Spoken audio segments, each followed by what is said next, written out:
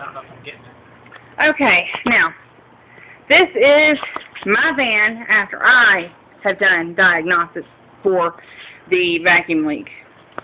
That's my cowl, my windshield wiper turned upside down, obviously. I've had to take the entire roof off of my van. This is the top of the cabin air filter box. I traced a red vacuum line. You can see that red line right there. And this is why I had to take the hood off. The red vacuum line comes up here to the back of the cabin air filter.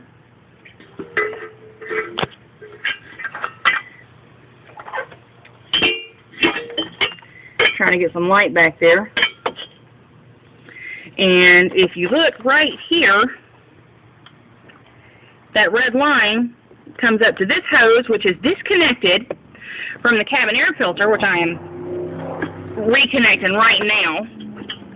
And that came disconnected because when somebody was putting in my cabin air filter, this was pulled on because not only did it get installed improperly, but the wrong filter was put in it. I'll get the cabin air filter that I just took out of it and show you.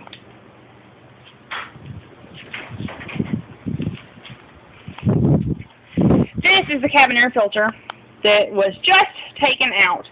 After taking it back to Tires Plus in Newnan for them to have it fixed, where they did note that it was improperly installed, it's torn up. It does not fit. This is the wrong size cabin air filter for this vehicle. Quite obviously.